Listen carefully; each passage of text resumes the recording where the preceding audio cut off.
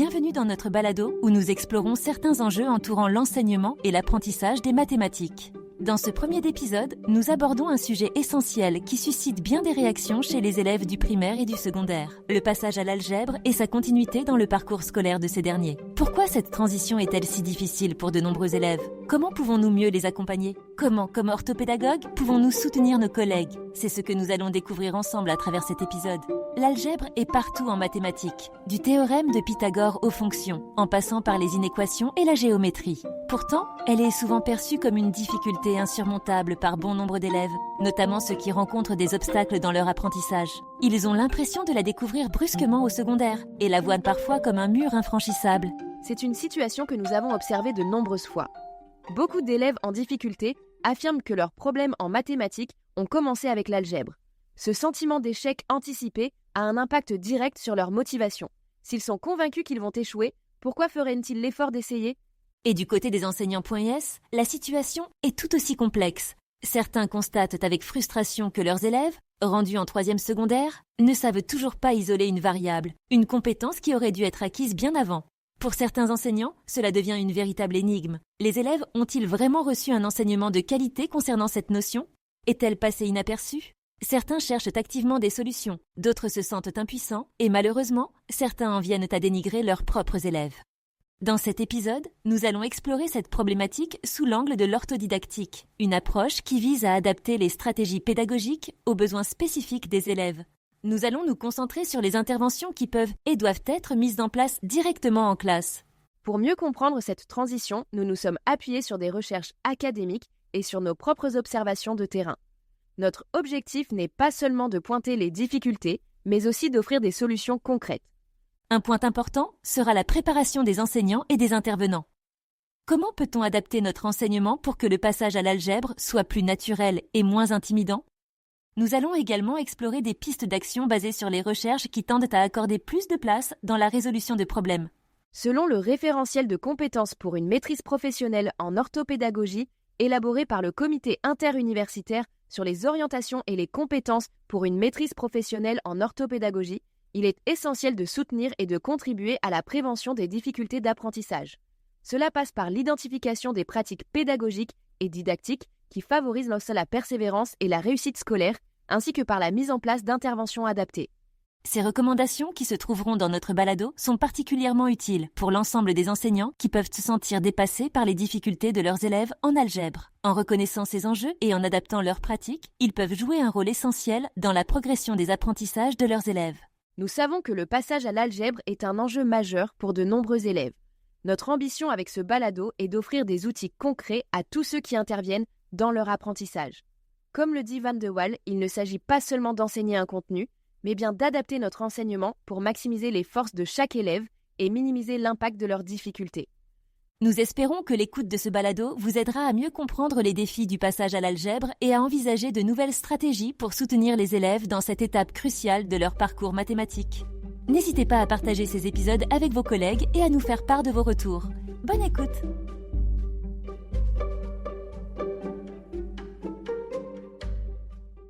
Nous avons tous été élèves avant d'enseigner, ce qui forge inévitablement notre vision de l'enseignement. Mais cette expérience nous amène parfois à croire, à tort, que nous maîtrisons parfaitement certaines notions simplement parce que nous les avons déjà vues. Qu'en penses-tu ? C'est tout à fait vrai. Il est facile de croire que notre propre compréhension des mathématiques est suffisante, mais en réalité, les concepts évoluent et nous devons continuellement nous former. Par exemple, la transition de l'arithmétique à l'algèbre repose sur une compréhension fine des structures mathématiques, des régularités et des généralisations, ce qui n'est pas toujours naturel pour les enseignants. Justement, dans les formations universitaires, on remarque que certains futurs enseignants et orthopédagogues ne questionnent pas toujours leurs compétences en mathématiques. Les cours de didactique sont fondamentaux, mais ils ne peuvent pas tout couvrir. Exactement.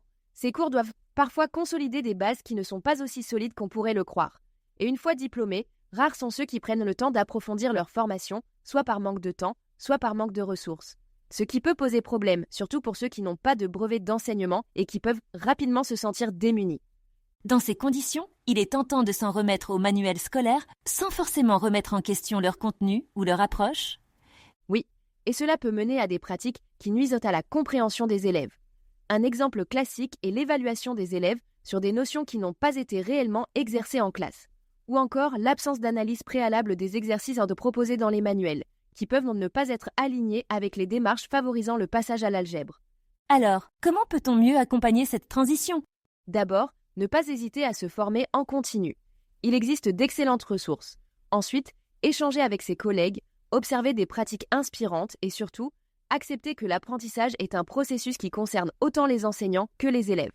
Il est essentiel pour un enseignant de s'assurer de bien maîtriser le savoir qu'ils devront enseigner, ne serait-ce que pour s'assurer de l'utilisation des bons termes en classe et éviter l'utilisation de trucs et de raccourcis qui ne seront que mémorisés par les élèves et non compris. Très intéressant. Tu as piqué ma curiosité. Quelles ressources conseillerais-tu aux enseignants qui souhaitent renforcer leurs compétences en pensée algébrique ? Tout d'abord, il est important d'adopter une approche d'apprentissage continu. Il existe de nombreuses formations, que ce soit sous forme de webinaires, de modules en ligne ou de lectures spécialisées. Un bon point de départ est le guide Pensée algébrique précoce de Polotskaya et son équipe, qui propose des recommandations précises pour favoriser l'enseignement de l'algèbre au primaire et au préscolaire. Et pour ceux qui préfèrent les ressources numériques, il y a aussi EduSource du Centre Franco, qui propose des modules très bien structurés. Les modules modélisation et algèbre M.3 et modélisation et algèbre 4.6 sont des outils exceptionnels. Ils incluent des leçons clés, des stratégies d'enseignement, ainsi que des activités interactives permettant d'intégrer progressivement la pensée algébrique dans la classe. Et pour les enseignants qui craignent de faire des erreurs en enseignant l'algèbre, as-tu des suggestions ? Tout d'abord, je les encouragerai à voir l'apprentissage des mathématiques comme un processus en constante évolution, y compris pour eux-mêmes. Ils peuvent aussi s'appuyer sur des ressources comme les livres « Les trucs mathématiques au primaire » et si on leur donnait du sens, de Patricia Marchand et Adolphe Hadiou, ainsi que à bas les trucs de Tina Cardone. Ces ouvrages aident à identifier et à éviter les raccourcis qui nuisent à la compréhension des élèves. C'est un excellent point. Prendre conscience des stratégies pédagogiques inefficaces est déjà un grand pas vers un meilleur enseignement. Mais maîtriser les concepts clés de l'algèbre ne suffit pas. Il est également essentiel de rester à l'écoute des avancées de la recherche et de comprendre les notions qui sous-tendent la transition vers l'algèbre. Bien souvent, une simple recherche permet de mettre en évidence l'importance du passage de la pensée arithmétique à la pensée algébrique, point de départ fondamental pour l'enseignement de l'algèbre. Exactement. Cette transition n'est pas juste une question de mémorisation des règles algébriques. C'est un véritable changement de paradigme, une évolution dans la manière de penser et de raisonner. C'est pour cela qu'il est crucial de comprendre et d'approfondir les concepts fondamentaux qui facilitent cette transition. Prenons donc le temps d'approfondir chacun de ces concepts. La pensée arithmétique est un concept clé dans ce processus. Oui, tout à fait. La pensée arithmétique, qui se développe généralement dès les premières années de scolarité, porte sur la compréhension et la manipulation des nombres et des opérations de base. Elle est axée sur la maîtrise des concepts numériques et la capacité à résoudre des problèmes pratiques. Dans ce cadre, l'égalité, par exemple, est souvent vue comme une commande à réaliser. L'égalité annonce simplement le résultat. Et donc, la transition vers l'algèbre implique d'intégrer une nouvelle façon de penser. Effectivement, la pensée algébrique, comme l'a décrit Radford, repose sur 3 éléments essentiels. L'indétermination, la dénotation et le raisonnement analytique. L'indétermination introduit les nombres inconnus dans les problèmes, permettant aux élèves de travailler avec des valeurs indéterminées. La dénotation, elle, concerne la symbolisation de ces nombres inconnus par des lettres, des mots ou même des gestes. Enfin, le raisonnement analytique fait appel à la manipulation de ces nombres inconnus en les associant à des nombres connus, ce qui permet de résoudre des équations. L'égalité, dans ce contexte, devient une notion d'équivalence et non simplement de résultat. Il semble donc qu'un des ponts entre la pensée arithmétique et la pensée algébrique soit la pensée relationnelle. Exactement. La pensée relationnelle est essentielle pour relier ces 2 modes de pensée. Prenons l'exemple d'une multiplication simple, comme 4 x 8. Si un élève ne maîtrise pas ces tables de multiplication, il pourrait prendre un certain temps avant de trouver la réponse correcte. Cela reflète une pensée opérationnelle, où l'élève applique des procédures pour arriver à une solution sans nécessairement comprendre le cheminement. C'est là que la pensée relationnelle entre en jeu ? Oui, exactement. Si l'on demande à l'élève « Comment pourrais-tu arriver au produit de 4 x 8 ?», il commencera probablement à expliquer son raisonnement en utilisant des stratégies ou des procédures qu'il a développées. Cela montre qu'il est plus concentré sur le processus que sur la réponse en elle-même. C'est un élément clé de la pensée relationnelle car elle permet à l'élève de comprendre comment et pourquoi il effectue chaque étape d'un calcul. C'est cette compréhension des relations entre les nombres qui est essentielle pour la transition vers la pensée algébrique. Et la pensée relationnelle aide également à percevoir l'égalité comme une équivalence, et non comme une simple réponse à une opération.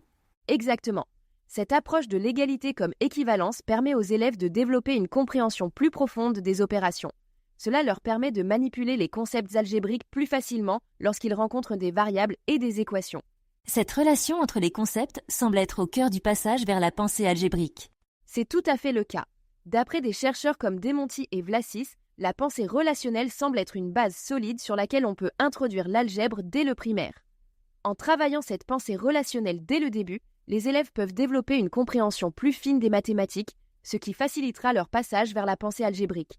Alors comment peut-on mettre cela en pratique en classe ? Il existe plusieurs moyens d'introduire la pensée relationnelle dans les classes de manière active. Par exemple, on peut encourager les élèves à expliquer leur processus de réflexion lorsqu'ils résolvent des problèmes, plutôt que de simplement chercher une réponse correcte. On peut aussi les amener à utiliser des outils comme les représentations graphiques ou les schémas pour illustrer leur raisonnement. Et c'est une approche qui peut vraiment enrichir l'apprentissage de l'algèbre. Exactement. Cela permet aux élèves de prendre conscience de la logique des relations entre les nombres et de développer des compétences en raisonnement analytique, un atout majeur pour réussir en algèbre. Pour travailler la pensée relationnelle, crois-tu que les enseignants doivent changer de posture ? Tout à fait.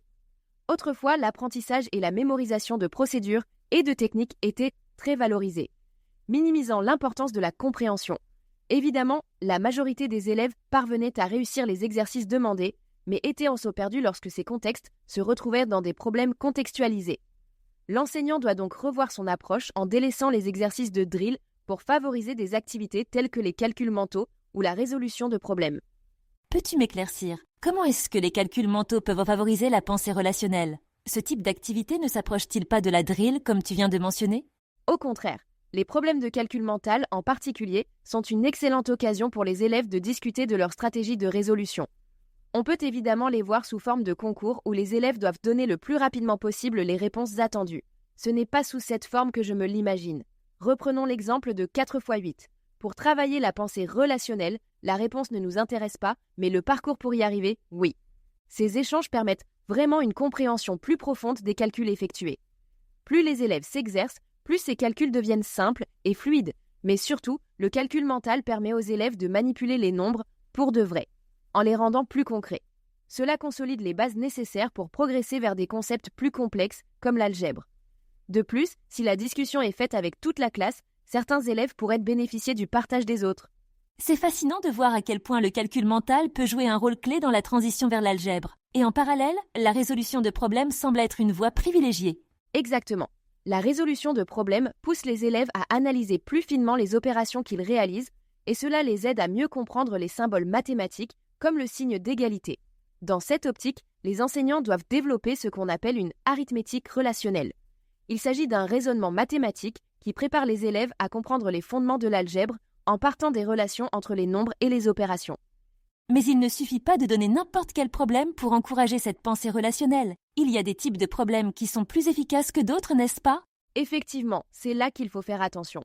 Bien que beaucoup de manuels scolaires adoptent une approche basée sur des situations d'application où l'algèbre est introduite comme un outil pour résoudre des problèmes, il est important de savoir reconnaître ceux qui favorisent véritablement la pensée relationnelle, de bien les sélectionner et les comprendre, et, éventuellement, bien graduer le niveau de complexité. Ah, ça me semble complexe tout ça. Peux-tu nous détailler un peu plus les types de problèmes ? Les problèmes de résolution qui font appel à la pensée relationnelle devraient être déconnectés, car ils ont un potentiel pour développer le raisonnement analytique et favoriser le passage du raisonnement arithmétique au raisonnement algébrique. Les problèmes connectés, quant à eux, peuvent être résolus en appliquant des techniques arithmétiques classiques comme l'addition ou la multiplication. Mais les problèmes déconnectés nécessitent un raisonnement plus abstrait, ce qui est exactement ce qu'on cherche à développer. Peux-tu nous en dire un peu plus sur ces types de problèmes déconnectés ? Il existe plusieurs types de structures de problèmes déconnectés, chacun ayant un niveau de complexité différent. Le premier type est le problème source, considéré comme le plus simple. Il implique une quantité initiale à partir de laquelle on applique des transformations pour obtenir d'autres quantités. Ensuite, il y a l'enchaînement, composition de relations, qui est plus complexe. Ce type de problème prend en compte non seulement les relations à partir d'une source, mais aussi l'inclusion de relations supplémentaires dans l'enchaînement. Enfin, l'enchaînement puis est le plus difficile, Il consiste à générer une donnée à partir de 2 données présentes dans le problème. Ces différents types de problèmes semblent offrir des opportunités pour aider les élèves à développer leur raisonnement algébrique. As-tu des conseils pour les enseignants qui se sentent un peu perdus? Où peuvent-ils trouver ces types de problèmes? Pour vous aider à reconnaître ces types de problèmes ou pour les faire vivre à vos élèves, je vous recommande vivement de consulter le site Ressources pédagogiques, raisonnement algébrique de l'Université de Sherbrooke.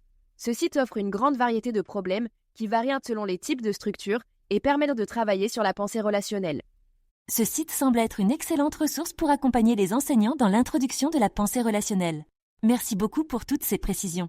Je tiens à vous rappeler, vous qui nous écoutez, que ces ressources se trouveront en description. Une chance! Ça fait beaucoup d'informations, tout ça? Maintenant, parlons d'une autre façon de voir les choses. Comment rendre l'apprentissage des mathématiques plus fun et engageant, tout en facilitant la transition entre la pensée arithmétique, algébrique et relationnelle? Bref, comment faire moins peur à nos élèves lorsqu'on parle d'algèbre? Oui, en effet. C'est vrai, non? Nous savons, toi et moi, que l'apprentissage de l'algèbre dans le secondaire est une étape délicate pour de nombreux élèves. C'est vrai. D'ailleurs, plusieurs recherches, comme celle de Chevalard, 1984-1989, montrent que les difficultés rencontrées en algèbre sont souvent dues à un enseignement trop formel et institutionnel, qui ne facilite pas la transition entre l'arithmétique et l'algèbre. Et c'est tout à fait ce que nous observons sur le terrain. Beaucoup d'élèves suivis en orthopédagogie viennent de classes où les enseignants estiment que l'apprentissage de l'algèbre aurait dû être acquis dans les années précédentes. Par conséquent, ils maintiennent une posture rigide et privilégient des approches théoriques sans offrir de véritable pont entre l'arithmétique et l'algèbre. Cela peut être extrêmement déstabilisant pour les élèves en difficulté. J'en ai beaucoup qui viennent chercher conseil en me disant, parfois sans gants blancs, que les élèves. Je ne suis pas ici pour juger, mais parfois je constate que les enseignants ne reviennent pas sur la matière précédente, même si cela pourrait grandement aider de faire un petit rappel. Je vois aussi ces mêmes enseignants donner des cours magistraux sans utiliser l'enseignement explicite ou autre type d'enseignement, avec l'espoir que les élèves sauront comment se mettre à la tâche. C'est un constat préoccupant. Comment pouvons-nous, en tant qu'enseignants, mieux accompagner cette transition? Tout d'abord, il est essentiel de comprendre qu'il ne s'agit pas uniquement d'un problème de contenu, mais aussi de posture pédagogique. J'aime beaucoup Van de Waal, 2001, car il souligne qu'il n'est pas nécessaire de modifier le programme d'études pour aider les élèves ayant des difficultés en mathématiques. Ce qui est important, c'est d'adopter une approche d'enseignement qui met en valeur les forces des élèves et minimise les effets de leurs points faibles. Une approche ontologique de l'enseignement de l'algèbre pourrait être bénéfique. Ontologique? Je t'avoue que c'est la première fois que j'entends ça. C'était tout nouveau pour moi jusqu'à tout récemment. Avoir une posture ontologique signifie que l'accent ne doit pas uniquement être mis sur les concepts et les procédures, mais aussi sur la manière dont l'élève se perçoit en tant que penseur mathématique.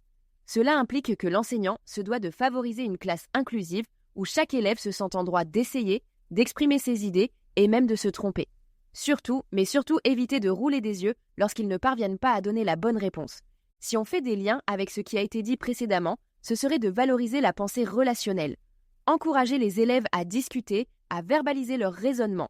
J'imagine que ça permettrait aux enseignants de faire des rétroactions immédiates. Oui, exactement, et de voir que nos élèves ne sont pas des bons à rien. Les faire parler nous permet aussi de voir ce qu'ils comprennent.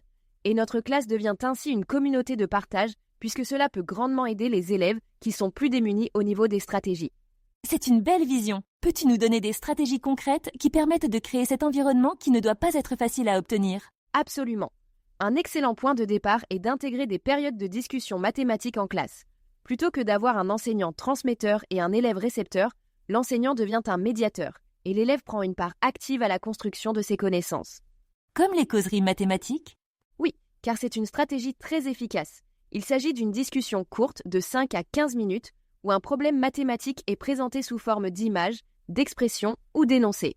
Les élèves réfléchissent individuellement, puis partagent leurs stratégies et justifications avec leurs pairs. L'enseignant joue un rôle d'animateur en mettant l'accent sur le raisonnement plutôt que sur la réponse finale. Ça peut rapidement entrer dans une routine de classe. Elle est viable autant au primaire qu'au secondaire, suffit de l'adapter. Cela semble être une approche très engageante. As-tu des suggestions pour la mise en œuvre en classe? Oui, on peut par exemple demander aux élèves d'inventer un contexte en lien avec une expression algébrique que l'on présenterait au tableau. Pour le premier cycle du secondaire, une autre idée serait de présenter une démarche erronée de résolution d'équations et de demander aux élèves d'identifier et de corriger l'erreur.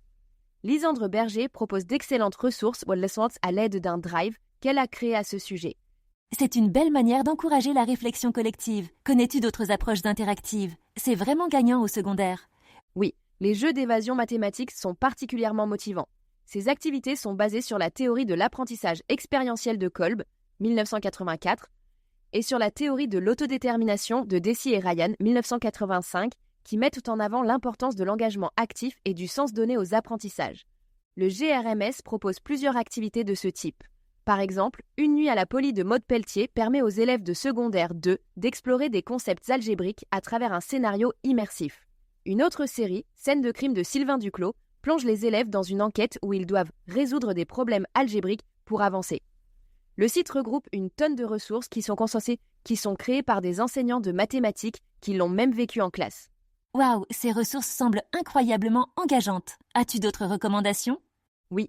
Pour ceux qui recherchent des activités plus structurées mais tout aussi ludiques, la quête algébrique de Kerana sur ce même site est un excellent exemple d'activité qui intègre la gamification et la rétroaction immédiate, éléments clés pour maintenir la motivation des élèves. Tout cela montre bien qu'il est possible de rendre l'algèbre plus accessible et interactive. Pour conclure, quel message aimerais-tu transmettre aux enseignants qui nous écoutent? J'aimerais leur rappeler que la réussite en algèbre ne repose pas uniquement sur la mémorisation des règles et des formules. En intégrant des stratégies pédagogiques variées et en valorisant la pensée relationnelle, nous pouvons transformer la perception qu'ont les élèves des mathématiques ainsi que de leurs capacités. Je leur dirais de ne pas avoir peur d'explorer et d'expérimenter.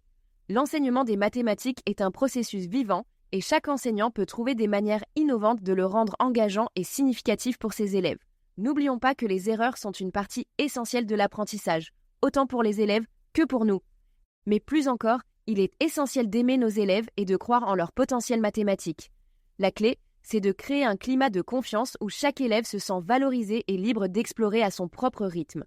Quand les élèves se sentent soutenus et qu'ils savent qu'on croit en eux, ils sont plus ouverts à relever des défis mathématiques, même quand ça semble difficile. J'aimerais prendre un moment pour remercier du fond du cœur tous ceux et celles qui ont pris le temps d'écouter ce balado. Vous avez un impact profond et précieux dans la vie de vos élèves, et ce, bien au-delà des mathématiques.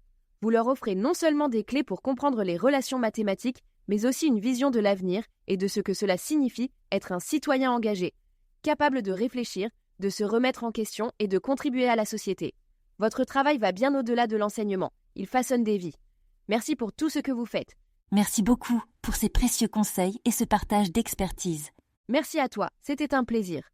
Et merci à vous, chers auditeurs, pour votre écoute. J'espère que cet épisode vous a donné des pistes concrètes pour enrichir votre enseignement. N'hésitez pas à partager vos expériences et à nous rejoindre pour un prochain épisode.